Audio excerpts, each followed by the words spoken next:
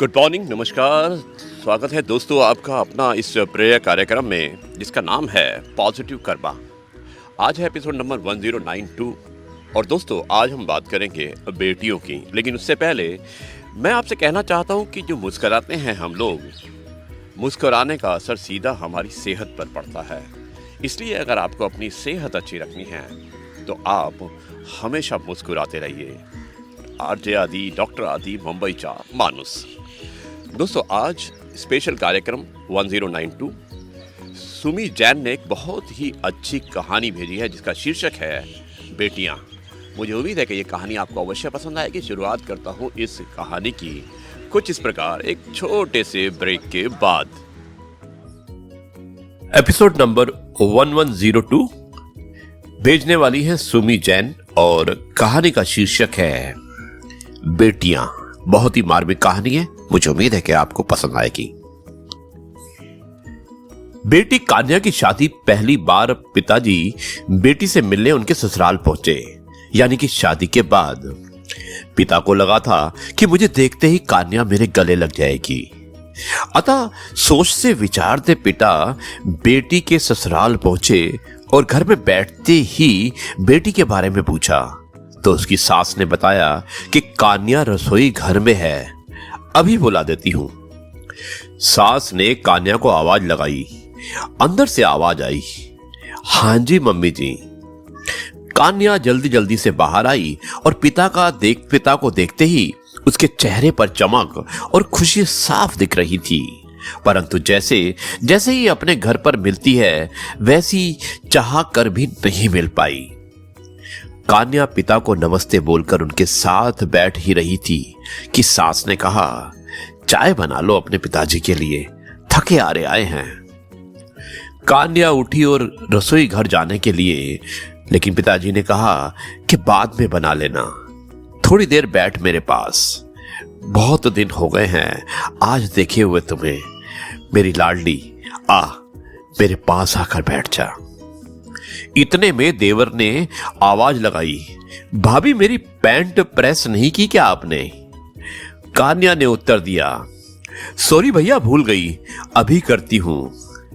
उधर से ननंद ने भी हुक्म सा चलाते हुए कहा, मेरा भी सूट प्रेस कर देना भाभी प्लीज। इतने में रघु की आवाज आई। रघु कन्या का पति। कान्या खाना लगाओ, बहुत जोर की भूख लगी है। और कान्या ने दबे स्वर में उत्तर दिया, हां जी अभी लगाती हूं, आप बैठिए।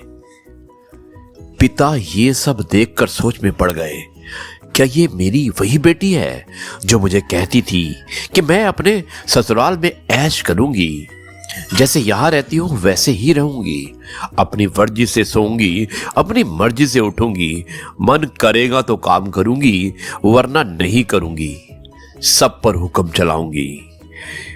सोचते सोचते पिता की आंखें भर आई। मन में विचार किया कि मैंने जो विदा की थी वो मेरी बेटी थी, पर यहां जो मिली है वो किसी की बहू है।